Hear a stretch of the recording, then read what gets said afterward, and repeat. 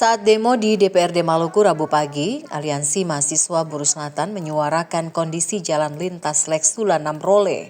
Menurut mereka, jalan tersebut dikerjakan 2 tahap, tahun 2023 dan 2024. Namun ditemukan beberapa titik tidak diaspal. Bahkan pada satu titik terjadi kerusakan karena cuaca buruk. Mereka juga menyebut jalan tersebut merupakan jalan nasional. Olehnya, mereka meminta Balai Pelaksanaan Jalan Nasional harus bertanggung jawab atas jalan tersebut. Mereka meminta DPRD Maluku melakukan evaluasi terhadap perusahaan yang mengerjakan proyek tersebut. Lapangan yang katong temui hari ini, banyak beberapa titik itu tidak diaspal.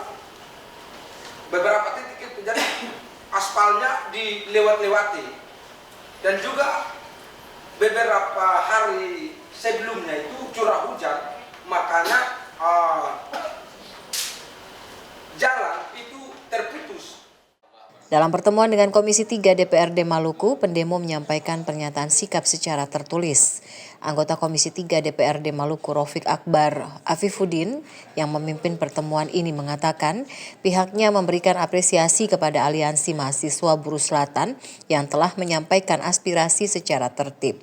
Untuk menindaklanjuti aspirasi pendemo, Komisi 3 dalam waktu dekat akan memanggil pihak BPJN Maluku dan Aliansi Mahasiswa Buruh Selatan. Pertama, kita akan mengundang Balai Jalan untuk mengklarifikasi apa yang telah disampaikan oleh adik-adik sekalian, Aliansi Mahasiswa Buruh Selatan, dan yang kedua mungkin kami akan melakukan kunjungan langsung ke lokasi ya, biar lebih konkret gitu, antara informasi yang kita dapatkan lewat adik-adik mahasiswa dan yang langsung kita lihat di lapangan. Karena ini kan jalan ini penting buat masyarakat yang ada di sana.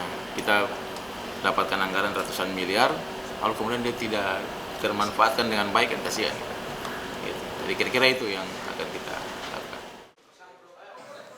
Christine Sibahelut, Hamja Tomia melaporkan.